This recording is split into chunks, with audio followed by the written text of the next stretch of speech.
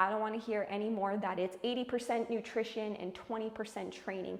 Both of them are just as important. I've been doing things that they told me I should never do. I've been doing things that they told me I could never do now. Never do, I could never do. I've been looking back and I'm the only one who ever knew. My dreams begin to turn out. Oftentimes people struggle to build muscle because they aren't effectively taking their sets close to failure. One of the biggest drivers for hypertrophy, also known as muscle growth, is known as mechanical tension. Mechanical tension is created by using a heavy load and performing exercises through a full range of motion for a period of time. The best way to accomplish mechanical tension is to take your sets close to failure. This is going to help achieve involuntary slowing of a repetition.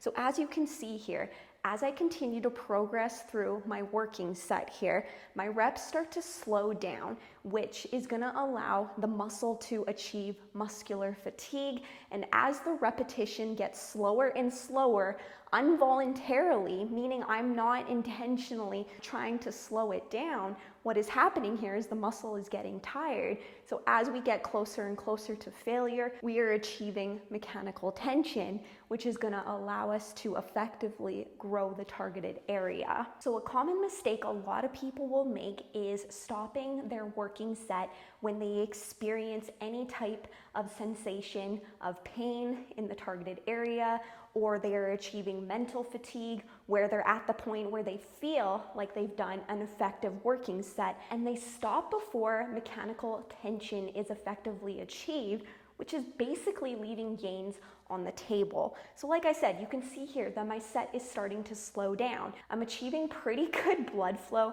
to my biceps right now, where it feels like I probably only have a couple more reps of energy left in the tank. And if I were to stop right now before I approach muscular fatigue, I'm leaving gains on the table. So instead of stopping the set when I feel a bit of blood flow to the working area, it's more effective to keep going until the muscle is no longer performing the actual movement pattern. So a lot of people at this point, you can see that the reps are starting to slow down.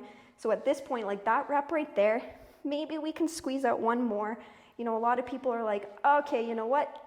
I'm tired, I'm gonna stop. When in actuality, you want to keep going until you can no longer do anymore. Now, it is important to ensure that you're not taking every single set to failure. You want to make sure that you are applying this strategy effectively and safely as well too.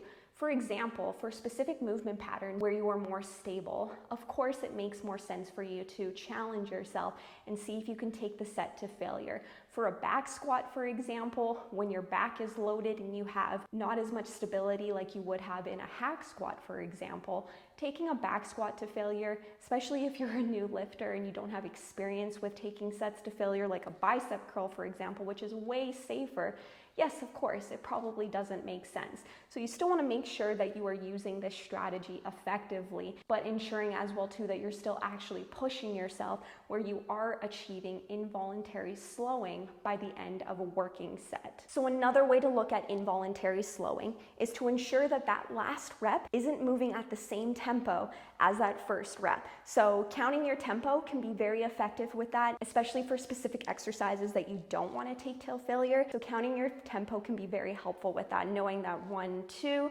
1, 2. 1, 2, 1, 2. If it starts to take 3 seconds on the way up, 3 seconds on the way down, 4 seconds on the way up, 4 seconds on the way down, and you're not intentionally trying to do that, that's how you know you're achieving involuntary slowing. So now you might be wondering, what if I am not achieving involuntary slowing within my prescribed rep count? You know, depending on your programming, talk to your coach about that, but that's typically a good indication that you can lift heavier.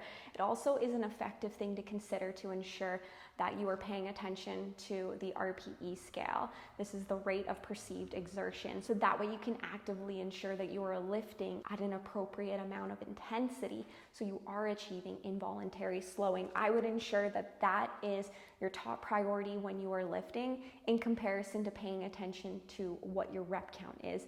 Don't get me wrong, counting your reps and ensuring that you are actually progressing at your prescribed amount of volume is important as well too. But if you can keep going, and if your 15th rep on bicep curls is moving at the same tempo as your first rep, you are leaving gains on the table and you aren't effectively going to achieve the primary driver of hypertrophy, which is mechanical tension. So intensity with your training is what matters. There's a lot of research actually that showcases that a lot of women in general are afraid to lift a lot heavier. And ladies, it is so important to ensure that you are actually lifting heavier, that you are actually putting on muscle, because that is going to be super important with achieving your body composition related results. Make that effort, make that time, and have that intention to really push yourself with your training. I don't want to hear anymore that it's 80% nutrition and 20% training.